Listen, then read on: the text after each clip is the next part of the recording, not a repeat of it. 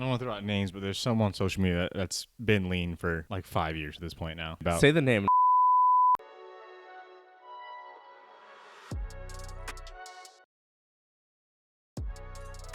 What's going on, everyone? My name is Cameron, and welcome to Gym Talk. I have here with me my co-host, Danny Lou, baby.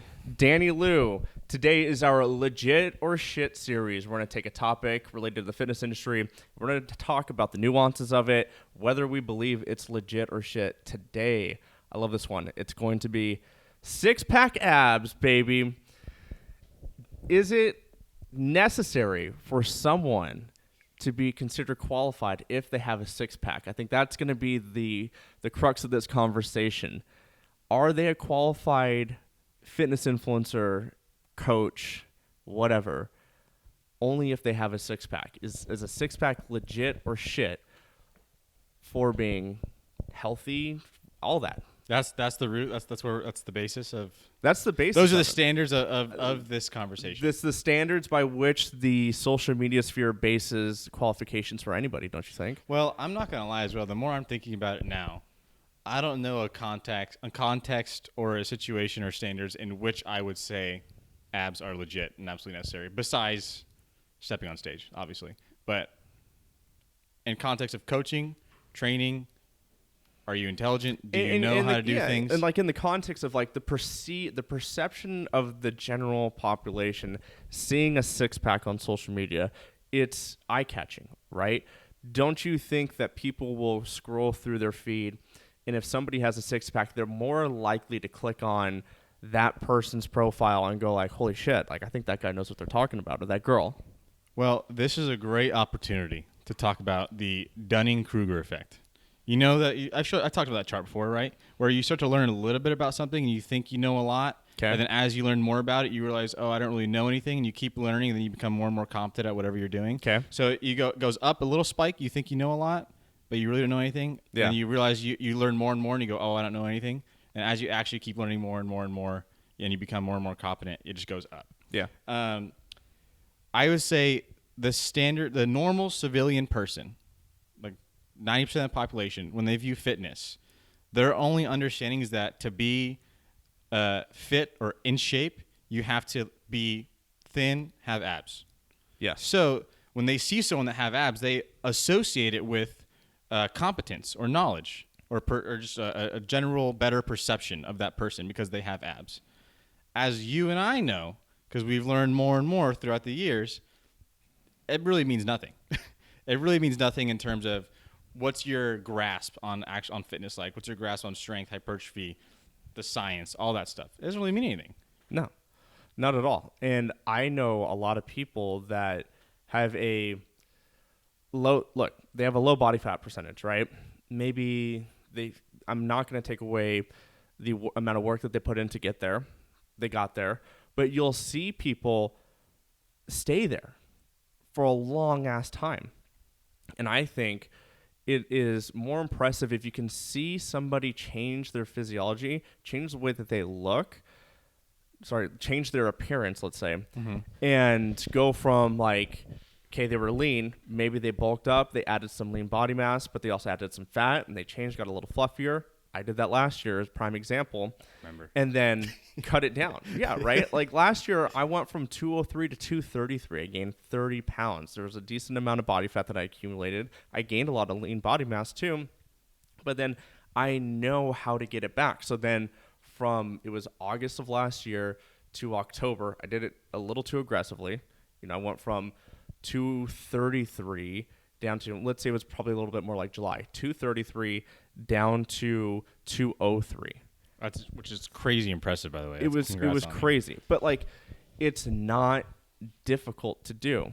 And people probably throw their arms up in the air or whatever. But look, it's pretty difficult. It's not. I don't think it's complicated. It's not really complicated. I would call it simple. I was in a calorie deficit. I trained a lot, and that was it. It's pretty difficult, Cam. For the first, bro, it was not that challenging. For the first, it wasn't that challenging. It wasn't that hard. People throw their arms up in the air like, oh, God. But, like, I know how to do it. I know the principles, right? My training volume was still high. I restricted my calories. For the first, I was trying to do this a little bit on a steadier pace. I restricted my calorie intake by 500 calories for the first month or two. But then as I got closer to the date, my wife and I were leaving for Mexico.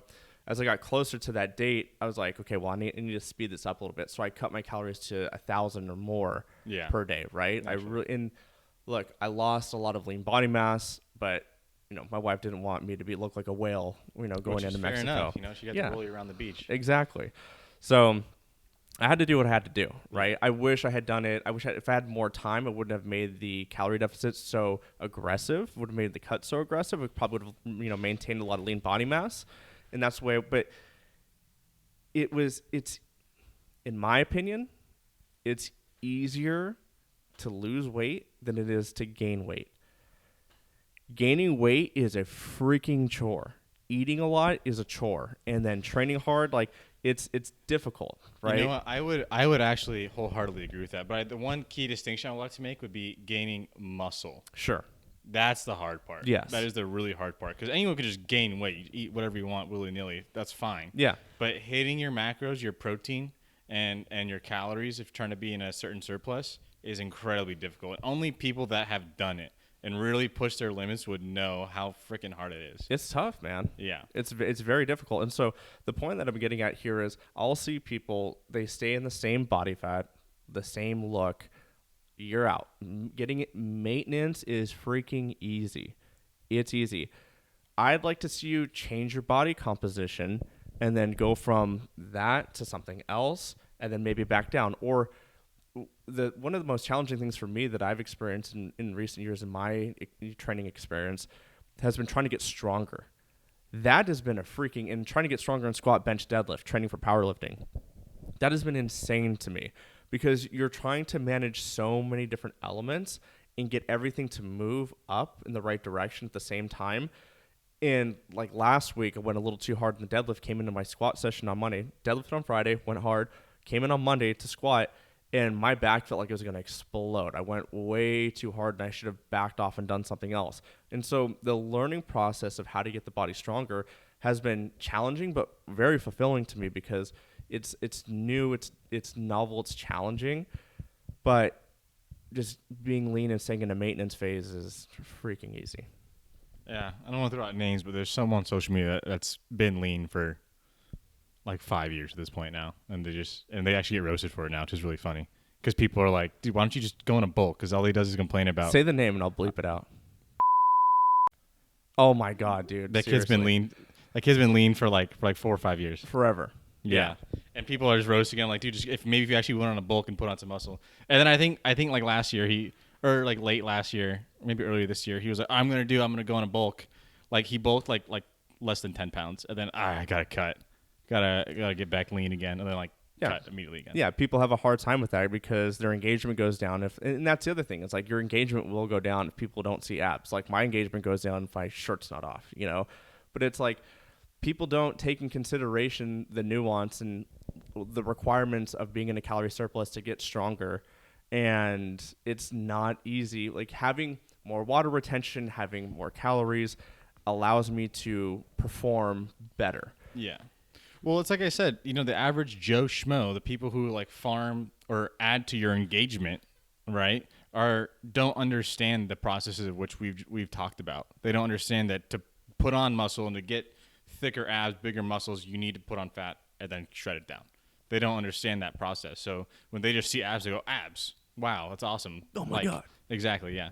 And to be honest, like I was saying, I'm sure I find more impressive is someone super freaking strong on social media. I find that way more impressive because God knows my freaking 15-year-old nephew can have abs. I don't give a shit about abs, dude. I really don't. Like, all it takes is being lean. Being strong. Have you seen Jim Reaper? Have you seen that guy? No. Oh my God, I gotta show you this guy. He himself is probably like 400 pounds, but he just benched 700 pounds this past week. Damn. I gotta show you this guy.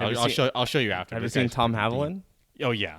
Dude, Tom Haviland's a freak. Yeah, it's Sasquatch, bro. That's way more. That to me, that's way more interesting and impressive than just some guy who has abs. Yeah, I don't understand. We need to make these other guys more popular. Yeah, dude. that guy will be in a calorie. I mean, Tom Haviland has like 900,000 followers now.